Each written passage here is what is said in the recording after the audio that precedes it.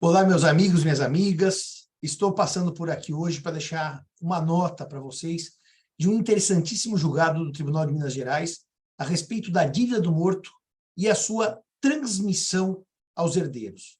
Como nós sabemos, no direito civil brasileiro, a dívida do morto, como parte do seu patrimônio, no sentido amplo da palavra, não só de patrimônio líquido, ao lado dos seus bens, móveis ou imóveis, se transmite aos herdeiros segundo a ordem de vocação hereditária. Portanto, se João deve, deixa 2 filhos, eles recebem cada um a metade do carro, da casa, da poupança e das dívidas. Como é que normalmente isso funciona? Se o inventário for seguido à risca, os bens, antes de partilhados, serão ou vendidos, ou, se houver dinheiro, as dívidas pagas. Primeiro se pagam as dívidas e depois se dividem os bens. Mas, Simão, e se por acaso eu transmitir o patrimônio, entregar aos herdeiros sem pagar as dívidas? Foi o que aconteceu nessa situação em Minas Gerais. O morto devia 300 e poucos mil reais e tinha 4 filhos. O patrimônio foi partilhado e os bens não responderam, portanto, pela dívida do morto. Agora já de posse e propriedade dos filhos. Os bens do morto não responderam pelas dívidas.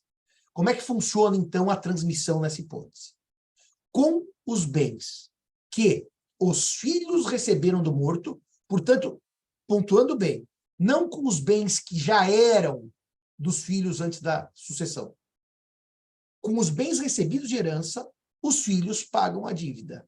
Mas de maneira solidária ou de maneira divisível?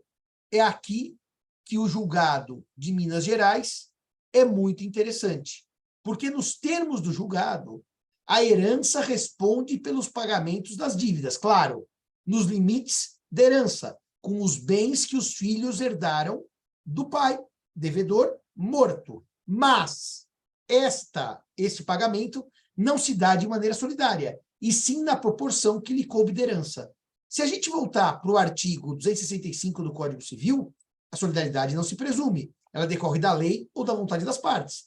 Então, se eu deixo 4 filhos, o meu patrimônio se fraciona em 4 partes, e cada um só responde por 1/4, sempre com os bens advindos da herança, sempre com os bens recebidos do morto, e não com o patrimônio que os filhos já tinham antes da morte. A decisão de Minas Gerais, que é absolutamente icônica e perfeita e técnica, vale a pena, porque pedagogicamente ela junta o texto do artigo 265 do Código Civil com a famosa regra do direito das sucessões do artigo 1700, eu nunca sei se é o 1791, 92 ou 93, mas já falo para vocês, 1792. Pelo artigo 1792 do Código Civil, os herdeiros não respondem por encargos superiores às forças da herança. Ou seja, o que eles recebem pode ser usado para pagar as dívidas do morto.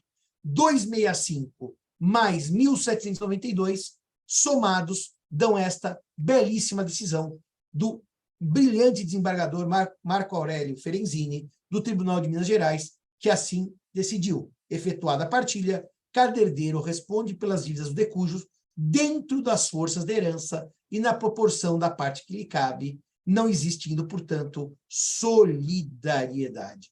Um belo acórdão, o número do processo está aqui, se os senhores quiserem consultá-lo, e na minha página do Insta, eu também vou deixar lá os detalhes deste julgado em fotografia. Meus amigos, é sempre bom estar com vocês, é sempre bom termos notícias de boas decisões e é sempre bom raciocinarmos de maneira coerente o nosso direito civil. Obrigado a todos e todas e até um próximo vídeo, se Deus quiser.